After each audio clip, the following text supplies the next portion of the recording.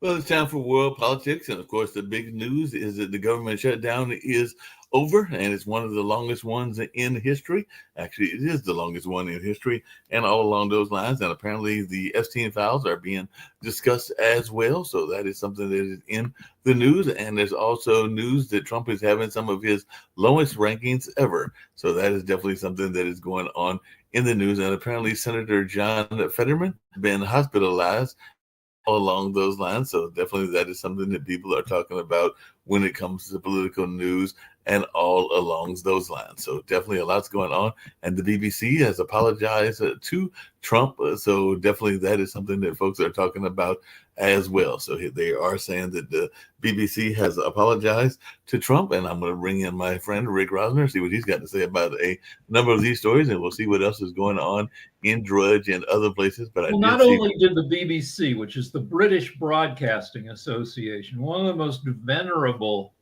broadcasters in the world, their two highest ranking people resigned. Oh, wow. So and Trump wanted to sue him for $1 billion, right? I guess he still does.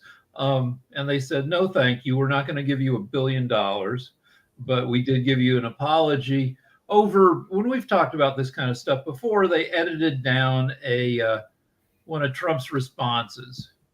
And that's what you give an interview for TV, and they might cut it down. Trump is claiming they cut it down to make it misleading, and he's got enough leverage to make the heads of the network resign. Yeah, and apparently that's what's going on. And speaking of people resigning, one of your former bosses apparently is cited a personal matter, and there's speculation as to what's going on there. But apparently, I can tell you what the personal matter is. Okay. And his best friend of 47 years passed away a couple days ago. Cleto Escobedo, his band leader, they met when Jimmy was 9 years old or so, when his family moved to Las Vegas. And they've been the best of friends for nearly 50 years. And Cleto died tragically at age 59 a couple days ago. And you can go online, you can see Jimmy's tribute to him, which took up a third of the show a couple nights ago, and he's broken up. Jimmy's had a tough year. He had the whole freaking, getting kicked off the air thing, and now his best friend has passed away way early. There's no reason to speculate. That's exactly what happened. And Cleto was a great guy. I knew him. He was kind and freaking talented, and no speculation. So will he be back on ABC, or is it? Yeah. He says he's taking a couple days off. I don't know. I guess he probably won't be back this week because they generally don't do a Friday show. They rerun a show on. So he took the rest of the week off because he's freaking sad. Johnny Carson. Johnny Carson was on for 30 years. Jimmy is in his 23rd year. Carson, you probably remember, was barely on the air by year 30. He worked, maybe 120 nights a year. He said, and the rest was repeats and guest hosts. Mm-hmm. So, if Jimmy, faced with this huge freaking tragedy for him, takes, the rest, he was on Monday night. I think he took the rest of the week off. If he wants to do that, he's certainly justified. Oh, yeah, that makes sense. He's definitely justified to take some time off to mourn the loss of his friend and everything like that. Apparently, there's footage, and this is from the Navy Channel, of 4 Venezuelan F-16s trying to provoke the U.S. Or is Venezuela trying to get us lured into a war? I thought we were fighting them, but apparently they were provoking the U.S. according to this thing called the Navy Channel. So maybe I don't know, but it's a freaking tragedy if we go to war with Venezuela. We don't get many drugs coming in from them. all the drugs come in from frickin' we get coke from Venezuela. I don't know how much, but that's their product. I assume we get more from Colombia historically, but coke doesn't. I mean, coke can mess up your life. I've known plenty of people who, went down the coke road, but it doesn't generally kill you.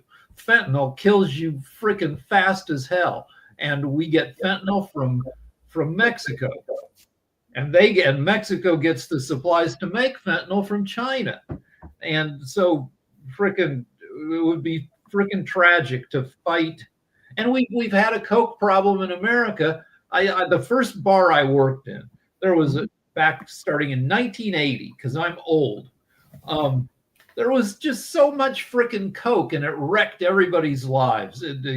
Not me so much because I didn't do it, but it was certainly annoying to me, because when you're around a bunch of people who are just doing coke, they stay up till 5 a.m. and they tell the same story over and over. It's very annoying, and it eats up all your money. And so we've had a coke problem in America for 50 years, and we haven't gone to war with anybody about it. So to go to war with some rinky-dink frickin' country now is ridiculous. Well, speaking of rinky-dink countries and things that, because I remember I used to maybe even have a slight crush on her, along with some of the other angels and stuff like that. But apparently Cheryl Hines is claiming that she broke out in hives after she shook hands with Donald Trump. So she Wait, met Donald Cheryl Trump. Hines. You don't mean Cheryl Hines. Cheryl Hines is Cheryl Ladd is who I meant. Okay, all right. But Okay. Cheryl Hines is the one that broke out in hives. I just got them mixed up. No, wait, Cheryl Hines, who's married to RFK Jr.? Right. Said that after she met Donald Trump, after he was targeted for an assassination attempt in July 24th during a meeting with her husband, RFK Jr., she said after shaking hands with Trump, Hines experienced hives for the first time, which spread across her body, leading to concerns about her health. Following her reaction, Hines visited a doctor who suggested she manage her stress, resulting in a prescription for steroids and an EpiPen. So apparently, so if anybody is under a ton of stress, it would be Cheryl Hines, Mrs. RFK Jr. Right. Because she married a guy and who has some controversial views, but but she's a Hollywood star. Right. She's been on Curb Your Enthusiasm for 10 years. And the thought that now she's a freaking pariah because of her husband, and all this stuff comes out about her husband, that RFK Jr.'s second wife hanged herself after she read RFK's sex diary, where he detailed flirtations and sex with 37 women, not her, not extramaritally, in the course of 1 year. And they were in the middle of getting a divorce, and it freaked her out so much that she hanged herself. Wow. So, and this comes out, and all this stuff comes out about her husband, and she has to defend that. I would get hives too. I mean, I'm a skinny guy now. I got little teeny arms now. I lost 20 pounds, maybe more, during Trump's first term because I was just shitting uncontrollably. And I never even shook hands with the man. He just freaked me out so much that I couldn't eat carbs. If I ate anything, like a piece of bread, I'd have to go run and shit. So yeah, Trump causes people stress. Yeah, he causes stress and everything like that. Speaking of stress, are you running to the corner gas station or the corner grocery store? Because apparently the Powerball jackpot is $546 million after no winner was named on Wednesday. So yeah, my wife might buy a couple tickets. We generally do when the jackpot gets up there. And if we keep playing for the next 3,000 years, we might get lucky. You might actually win at some point. If we played for 3,000 years, I think we'd have a decent chance. Yeah, and you could also do the group thing, because I know when I was working, and so I still work there on occasion, but we do it from online. But when I was working for the testing company in the physical building, there were individuals, including one that has since passed away, that would buy group tickets, and then if the group wins, everybody that bought the tickets. Yeah, right. I would if I had a group.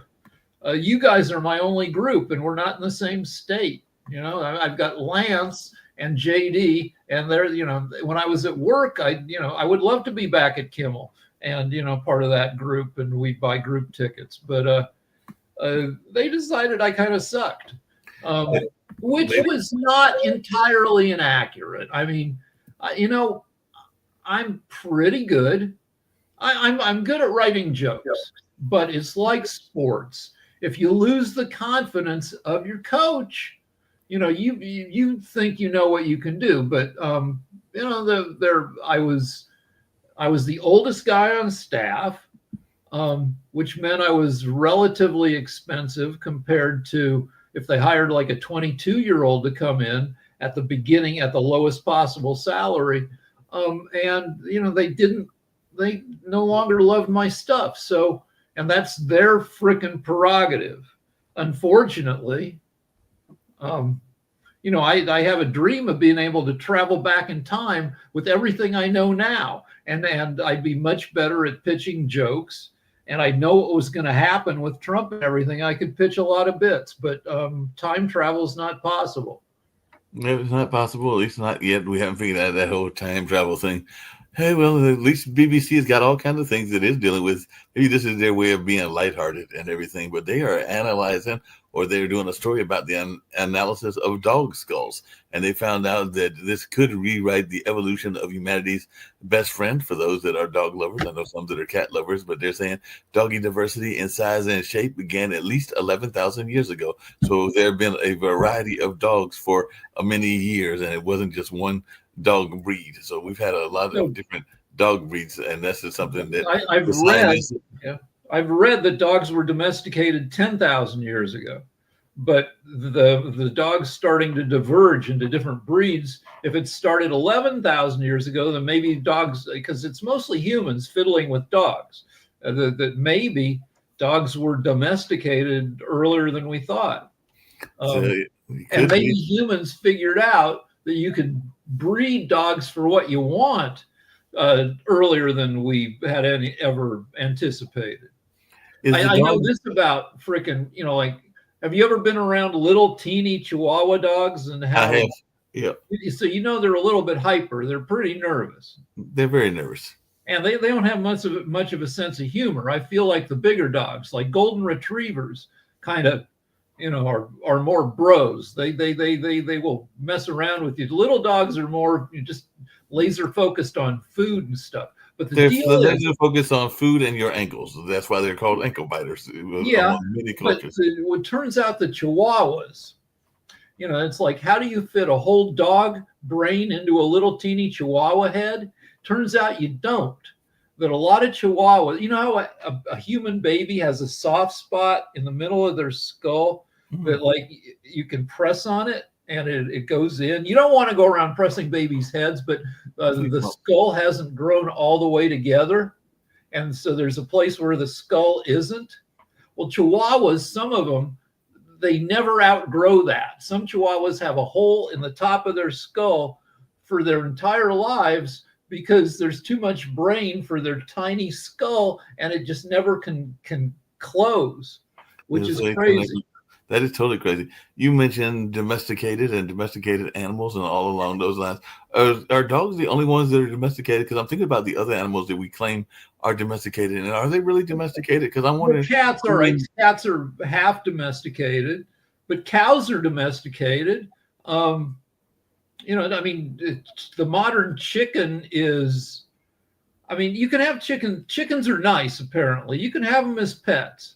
But they're much different than the chickens you would find in the wild. They've been bred to have, and turkeys especially are overbred where, you can, how the turkeys get pardoned this time of year by the president? The president is supposed to pardon the turkey, so we'll be looking for Trump to pardon the turkey. So even when they're pardoned, when their lives are saved, I don't know how much longer they live because domesticated turkeys are bred to have huge breast meat. It would be a turkey's, you compare a wild turkey to a domesticated turkey. Domesticated turkeys have so much breast meat, I don't know that they can even walk very well. They fall over. It would be like a woman with 90-inch breasts. Well, that'd be hard to walk around with that and everything like So, that. yeah, so like, because we love the white meat. Yeah, definitely. That makes a lot of sense. I'm actually wondering because my mom, and I've mentioned on this show and other shows, has got some turkeys that are in her backyards. They're wild turkeys like you're talking about and everything. But I'm wondering what their thoughts are about their cousin getting being a target, because we will be having turkey for Thanksgiving. Wild turkeys would probably think domesticated turkeys are idiots, because a lot of times when you domesticate an animal, they get dumber. And turkeys are known for being stupid, and which I don't know that wild turkeys are stupid. I don't think they can be that stupid and survive in the wild. Wild turkeys are kind of dickish. They will attack you. They'll attack mailman. They'll come up next to your vehicle, and if you get out, they'll go after. Some of them will go after you. Yeah, they'll definitely go after you. Coming back to world politics and everything, the EU finance minister, and maybe this is somebody because she is a blonde that Trump would like and everything, but she's laying out alternatives to reparation loans for Ukraine as time runs out. So apparently they're going to use frozen Russian assets as the most effective way to fund Ukraine. So Zelensky is saying Ukraine's survival rests on the funds from the allies. So they're trying to get some of this money. How much money are they talking about? There must be, I would hope it's billions. I think it's in the billions because they've got a lot of money that they've been getting from the Russians and everything like that. So I'm actually pulling up the article from Reuters and Euro News to see how much it is. But I'm thinking it's got to be in the millions, if not billions. So I think this is how we get Russian money. So the Russian economy is pretty crappy. So if you invest in Russia, your return on investment may not be great. So, the Russian oligarchs and probably the Russian leadership, they invest in foreign banks. They have their money in foreign banks, trying to get probably some decent return on investment. And when Russia invaded Ukraine, those funds were frozen. And they probably kept on accruing interest and investment results. And we've decided, since Russia is, committing, the entire war is illegal. And so one penalty is to take away the money that Russia and Russians have stashed in foreign banks. Yeah, they definitely got staff in foreign banks and everything like that. I'm trying to see how much money it was, and there was a little bit of background noise, so I haven't found that yet. But all right, let me go after it. Okay. See how much money they're looking for. There's got to be lots of them because Ms. von der Leyen is looking at trying to get some of this money from the Russians and everything like that. So take a look at that, see what it is.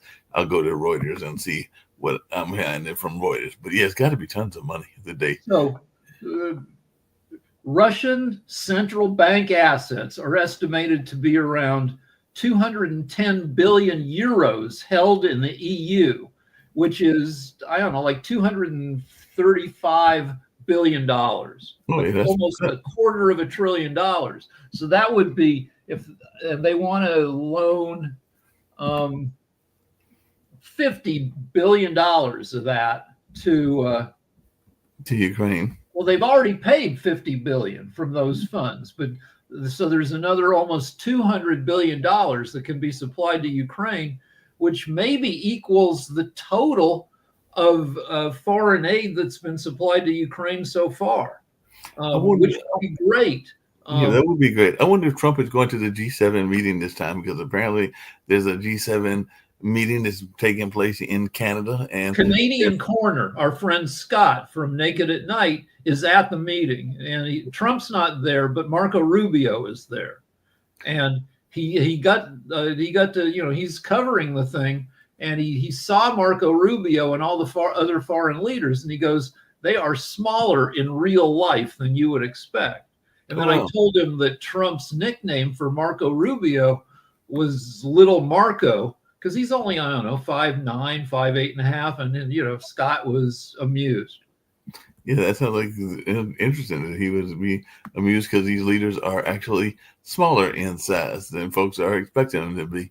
And it looks like China's in the news because the Thailand king, and I know Nick loves the kings, Maha Vajiralongkorn has come to Beijing for a state visit. So His Majesty, his King, and Her Majesty the Queen are paying an official visit to the People's Republic of China. So it looks like Xi Jinping has invited the monarchs over there in a form of royal diplomacy. So maybe they're trying to find some good common ground between Thailand and China as they became the country's first monarchs to visit China.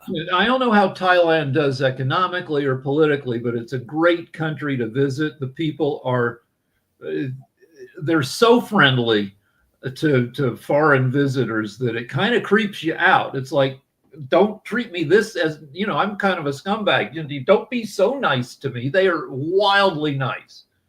Well, speaking of wildly nice and speaking of Rubio, apparently Rubio was dismissing criticism of the U.S. Caribbean strikes at the G7 meeting because our allies there are wondering about these strikes on fishing boats and everything like that. So the U.S. allies are distancing themselves from Trump's Caribbean military strikes, and apparently Rubio was just shrugging off their concerns over the U.S. drug strike. Yeah, well, frickin' Rubio, I would think that he's happy to be out of Washington, D.C. He's up in Toronto for this G7 summit, and it's like a vacation, I'm sure, from some of the nonsense. Yeah, it could be and everything. It looks like a family of a UN consultant that was killed in that Boeing 737 MAX crash got some good money for what they are going through in that very sad occasion, but they're going to be awarded $28 million by a jury. So the jury awarded that family $28 million to compensate for some of their loss. So those, what happened was, okay, let's do the whole story. Okay. So Boeing had a great safety record, and no crashes on their, and then they merged with McDonnell Douglas, which had a not great safety record, and the McDonnell Douglas corporate culture over a couple decades started infecting Boeing's corporate culture. And they moved headquarters from Seattle to Chicago. There was less direct supervision. And then with the 737 MAX, they installed some new autopilot controls in the system, and they didn't adequately tell pilots how to operate it. The pilots did not know how to turn it off, and the planes ran into angle of attack issues. So there's a couple little holes in the front of the plane called pitot tubes, which measure the angle the plane is at. And if the plane starts climbing at too high of an angle, it's going to stall and start falling down, and the autopilot will take over and turn the nose down so it doesn't stall. Gotcha. But if a pitot tube gets clogged, which you can get clogged by ice, I don't know what else can clog it, it starts sending a bad signal to the autopilot. And the autopilot thinks the nose is way up and pushes the plane down. And in these two 737 crashes, the autopilot thought the plane was climbing too steeply and pushing the nose down. And then the pilot's like, don't do that, and pulls it back up. Autopilot fights him, pushes it back down, up, down, until the autopilot finally wins and runs the plane into the ground at 600 miles an hour. Wow. And that's what killed people on the on that particular and then Boeing's like, yeah, maybe we should have worked, given the pilots more of a heads up on how to turn off the autopilot, because they're wrestling with a plane that's out of their control, that the autopilot wants to drive into the ground, and there's no time to be flipping through the frickin' handbook to figure out how to shut the thing off. Yeah, that makes sense.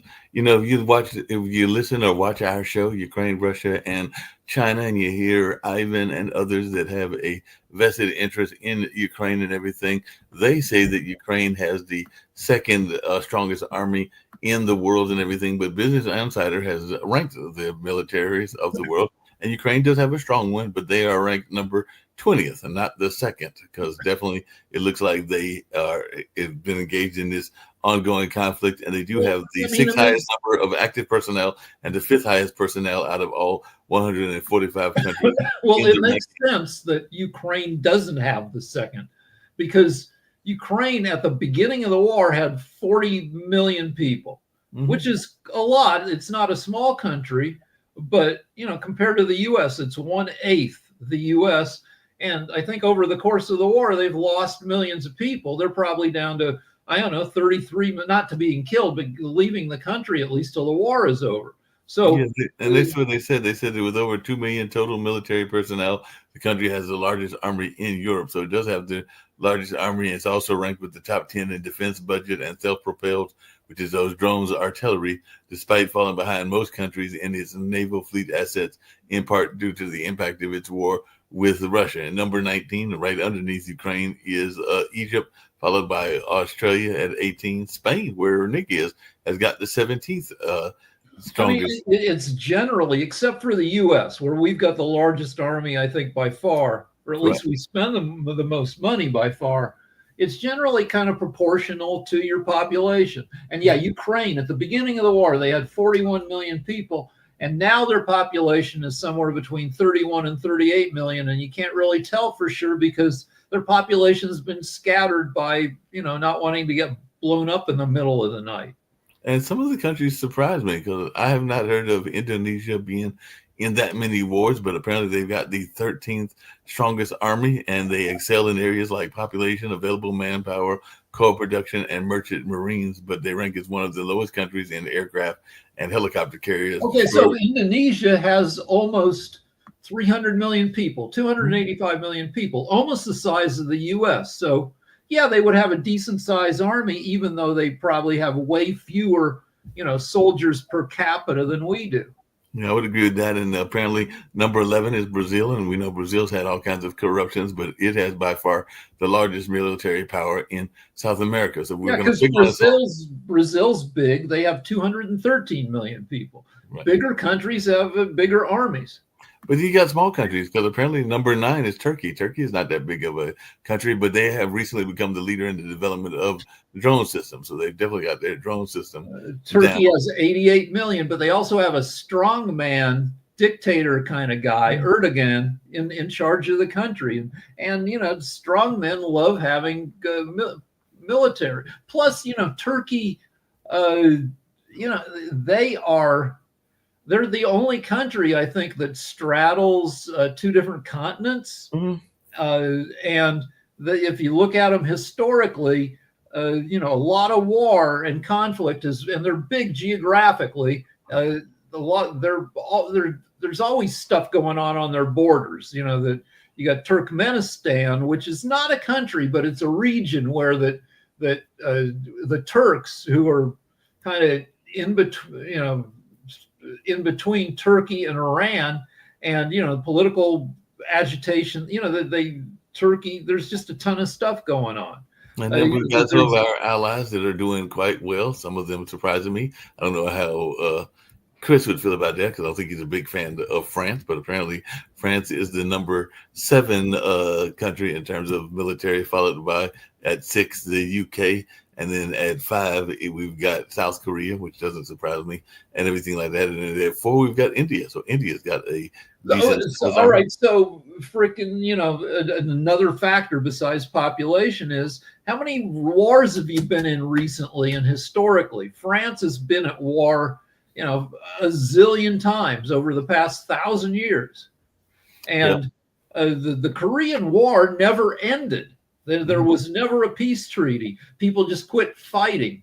But they have, a DMZ, a 5-mile wide no man's land between North Korea and South Korea. And those guys are always at risk because their biggest city, Pyongyang, is like 10 miles away from no man's land. Yeah. That if North Korea invaded, they could be in the middle of South Korea's biggest city within hours. Oh, yeah, they could be right there in a matter of hours. The number 31 is China, but China's got the problem that we've got, because apparently they fell behind most countries in external debt, and they also having issues with consumption of oil, natural gas, and coal. And number two, which is going in that war with Ukraine and losing tons of people, is Russia. So Russia is the second most powerful military in the world, according to the latest statistics. And it's also proven first for proven natural gas reserves and only ranked last in the world in its helicopter carrier fleet. So we don't have to worry about the helicopters in Russia. But the number one thing. All right. So all this, the U.S. has spends as much on their military as the next four biggest armies combined. Well, that's what I'm going to get to. They said the nation's defense budget, which in 2024, we always talked about debt on this network, exceeded $873 billion. So that's the first power, but we've got all of this money that we're spending on the military because the budget last year, 2024, was $873 billion plus.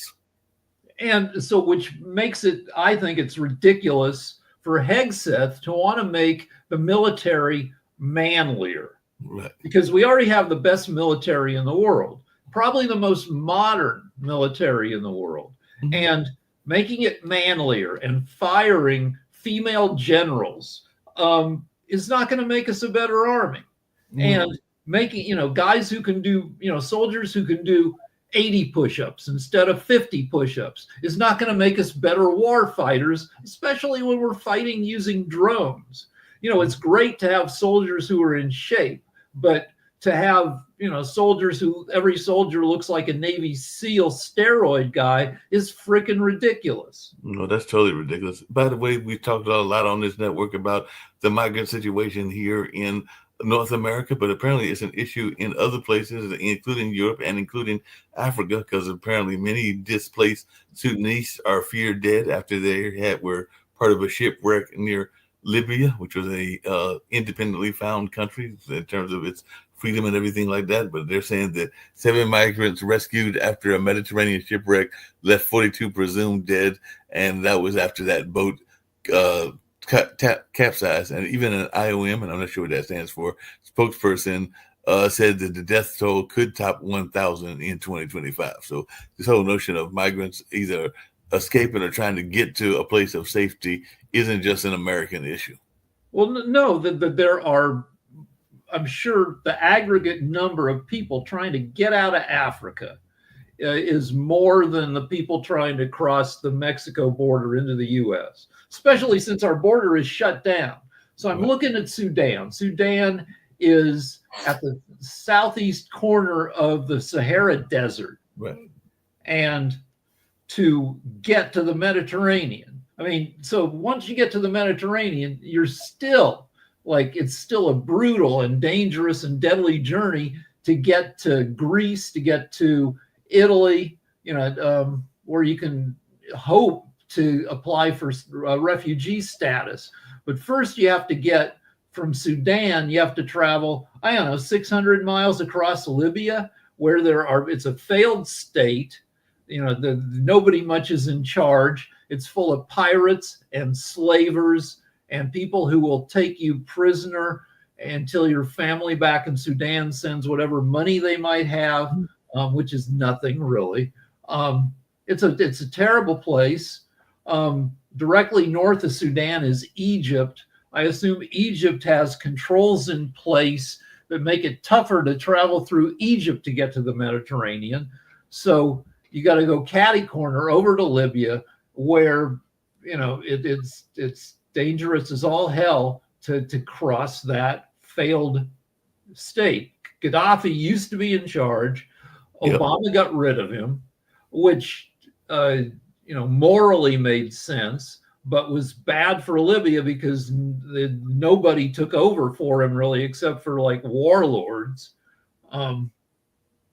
So yeah, it's bad over there. There's a lot of slaughter. We hear less about it because it's over in Africa, compared to Ukraine, which is then we don't hear a lot about these things happening in these other countries, because apparently there was an election in Tanzania, and the largest protest in Tanzania's history was met with massacres. So Tanzania Catholic Church condemned the killing of protesters following their disputed election. And you're right, we don't get enough of the coverage from Africa or Asia or other places. I did reach out to Mike that used to be on the network with the Mind Closet to see if he wanted to come back, but I haven't heard back from him. But yeah, maybe I'll reach out to some other friends and acquaintances that are from some of these other continents, because we're getting a lot from Europe and definitely a lot from North America, and of course I said Europe, but we're not getting a lot that. And then now with Sharif, we get some from part of Asia, but we can get more from Asia, and we definitely can get some more from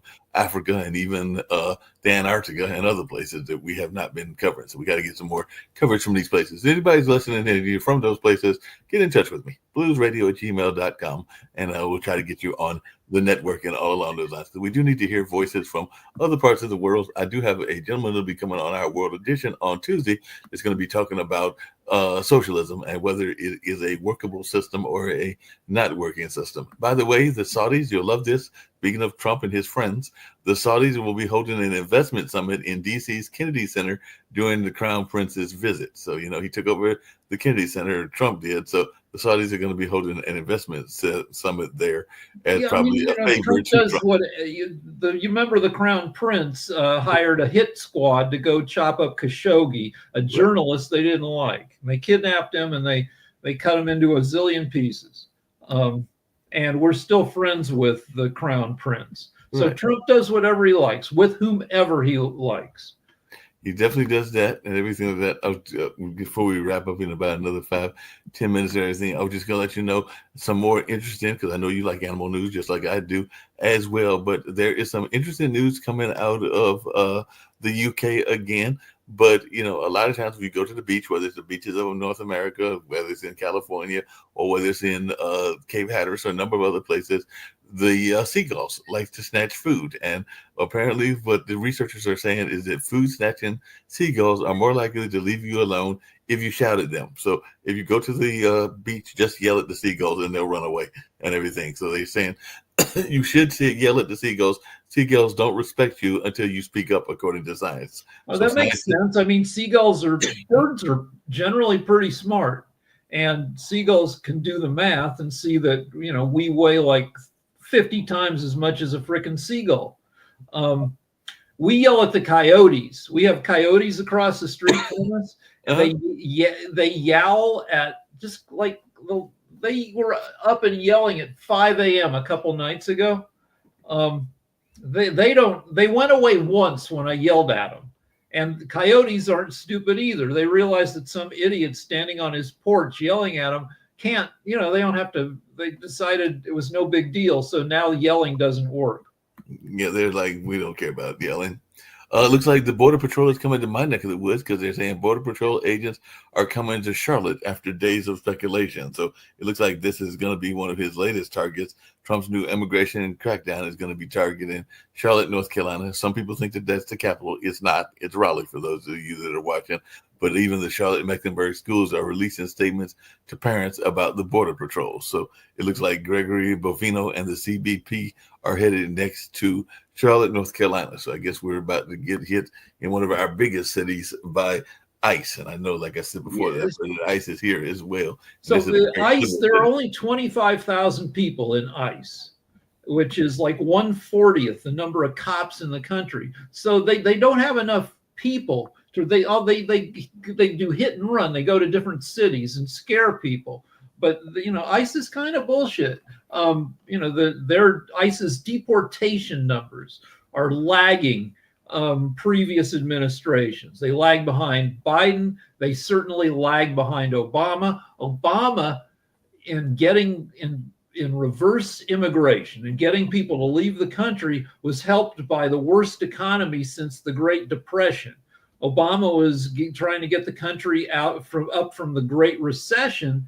But while the economy sucked, 1 million undocumented aliens just went home. They're like, why should I be here, suffering the indignities of being undocumented when I can't make any money here? I'll go back home. I can be poor in my home country and be treated decently versus being poor in America and being treated like shit.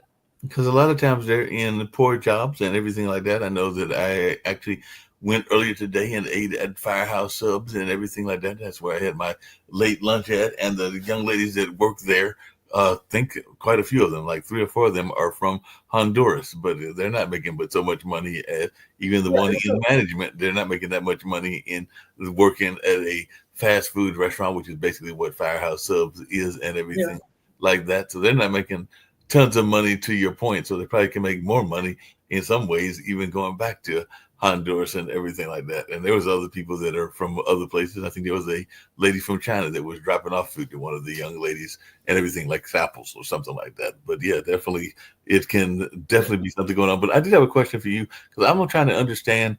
I know that Trump likes to target his enemies, but how easy is it to get people over mortgage fraud? Because apparently, I think you can get it. Well, have you ever bought property? Not directly, but I've got family that have bought property, and I've been involved at least on the So friend. if you ever go to like a closing where you fill out the final set of documents, the stack of documents is like this. It's you're signing 50 different things, and it's easy to make mistakes. Okay. On the one hand, and also it's probably easy for somebody to tell you, say this on the form, and we might be able to save you a 1/4 point. So instead of paying 6% on your mortgage, you pay 5.75. And so Swalwell, who's the latest guy to be targeted by Trump, he's got a $1.2 million house in Washington, D.C. that he's paying a mortgage on. And it's nothing special. I looked at pictures of it. It's a teeny little frickin' thing with no backyard, no front yard, maybe 25 feet wide. The whole thing is maybe, I'd say, less than 10,000 square feet. So it's not a frickin' mansion. It's just that DC property is expensive. And he's from California, so he's got another home, probably also with a mortgage back in California. And probably somebody looked at his documents and found out that he called each of those properties his primary residence. And was it on purpose? Was he intending to defraud? I don't know. Likely not. How much money was he saving? Well, if you've got a $1.2 million home and you got an $800,000 mortgage, so you're paying, I don't know, you might be paying $6,000, $7,000 a month on that mortgage. So if you're saving a 1/4 point, I don't know, say you're saving $300 a month on a $7,000 a month mortgage. I mean, that makes sense. I don't know. He must have put more cash down, because he probably put more cash in that. But I do see what you're doing. So he might be saving a couple $100 a month by claiming primary residence for that. Yeah. Would he jeopardize his entire career on purpose by doing that? Or did he, was it inadvertent, or was he doing something he was advised to do? Was it harmless? Well, it turns out not to be harmless, because now you can be prosecuted for it. But there needs to be intent to defraud.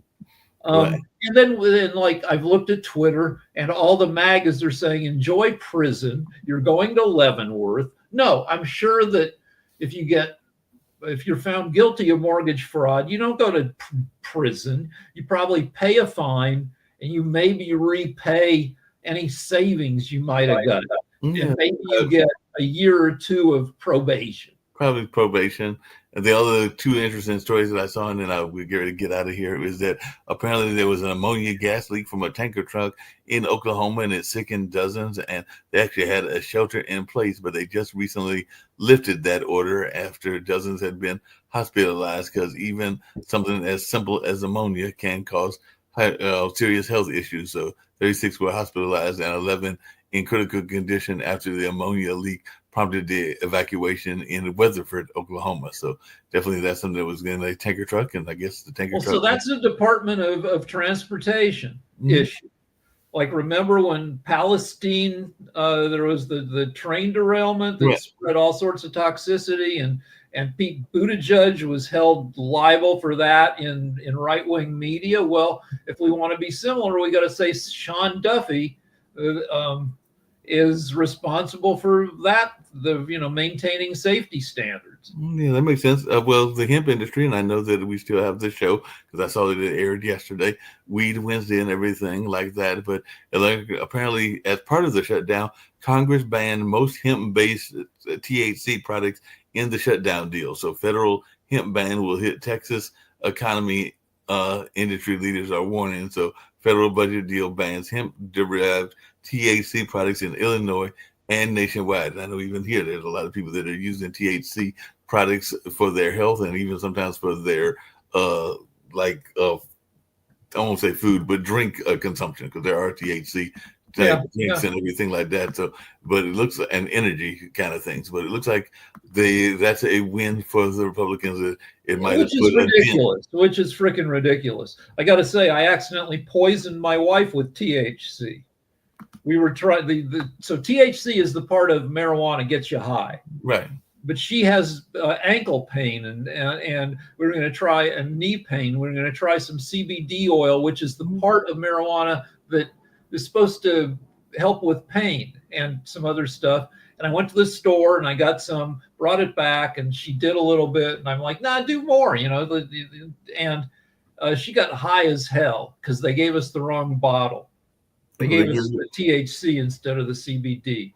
And they are different for big time. Well, folks are going to be paying attention to how civil rights leader Jesse Jackson is doing. He has been hospitalized for a rare neurological disorder. So we do wish him luck, because he was the person that created the Rainbow Coalition. And he also ran for president a couple of times, even though he never won. But he did have those efforts to run and win. But he definitely, some people would even say he could have been the inspiration, as he came from Chicago as well, for Barack Obama, our first African-American president, and all along those lines. But definitely he is an activist and somebody that even knew Martin Luther King himself. But he has definitely been hospitalized, and our prayers and thoughts will go out to him, and hopefully he'll be on a road to recovery, as he is facing this rare neurological disorder. I want to say his son was playing football or one of the sports in North Carolina A&T, but I know he was involved in sports and everything like that. So, and I think Jesse was involved in sports too, the father. But I think one of his sons was also there. On that note, we're going to get out of here. It was an abbreviated version, but we do have Coco coming up, and hers is actually a rerun episode because she had a guest that was not able to make it, but we've already set up that episode and it's going on as we're speaking. But we're going to get on out of here, and I'll see you tomorrow. Do we know yet whether we're going to have the Sunday, the anarchists on Sunday, or the we're having we're going to have Cassidy for quite a while, because Lance wants to do a full-on painting of her, which takes months. So we're just going to have her every time. And we're going to, Lance has been sketching her, which, takes just a few hours, but where he's going to do a full-on oil painting, a Renaissance style oil painting, which could take 3, 4, 6 months. So we're going to see Cassidy. We're going to learn a lot about Cassidy and anarchy. Cassidy is the anarchist, right? Yeah. Though, we really haven't had a chance to quiz her, but I like having an anarchist, because for 8 years it's been the Democrat versus the Republican, and now we've got somebody there who says that we're both full of shit, and that the whole political structure is crap, which I don't agree with, but that's the point, is not to agree. Not to agree, and it could be that she has some valid points as well as some not valid points. But I will miss the singer as well. They are both nice ladies. We'll maybe take a break from Cassidy from time to time, and have Chastity, Chelsea, right? Chelsea. I think. We'll do a little bit, but people will get to see how you build a painting from the raw canvas, because Lance claims that he's as good a painter after 45 years of painting as Rembrandt was. Okay. And maybe he's right, maybe he's wrong, but you get to see somebody doing a full painting from the very start in the style and technique of Rembrandt, because Lance for decades has studied Renaissance painting. So even if you don't love politics, come watch the frickin' show. Naked at Night. We'll have episodes 3 nights from now on Sunday. And it's frickin' fascinating. Lance took a year to paint me Renaissance style back in 2017, 2018. Well, we're looking forward to seeing that show on Sunday and everything like that. And those are 2 fascinating ladies. And, everybody from the network founders to other have been watching and fascinated by the ladies. Who knows? They might even have you get some more ladies and everything like that. We got we'd be, I'd love for you guys to subsidize it a little bit, but because I'm paying them out of my pocket. So what happens is I model for Lance's art class in the afternoon, and I take that money that I get paid and I turn around and I give it to our night model. Gotcha. So maybe they can subsidize it, and maybe we can even find some additional models of different styles. We might even get, who knows, some Asians or some African Americans or some Indian models and different models of different types, because I do know that Lance likes to paint different styles of people as well. Yeah, no, we can do that. Lance has a contact with a modeling agent, and we'll see how it goes and how my pocketbook holds up. And we'll get some different people in there. Cool. That sounds great. Well, we look forward to on Sunday, and tomorrow we'll have a guest. Like I said, on next Tuesday, 2 days after your show, we'll have a gentleman that'll be talking about the merits or lack of merit for socialism. Because after the socialist was elected in New York, he's got some thoughts around that. So we'll have a guest that'll be talking about the merits or lack of merit around socialism. I have some thoughts on that. That it's not, in the future, it's not going to be capitalism. It's not going to be socialism. It's not going to be communism. It's going to be computism, because AI will dominate the economy, and we're going to have to figure out how to live with a computing-based economy. And we'll talk about that too, and he may have some thoughts on that as well. But he'll be joining us. I think it's Doug. I'm trying to remember Doug's last name, but he'll be joining us on Tuesday in the morning show. But right now, let's get on out of here. See you later. Thank you. No problem.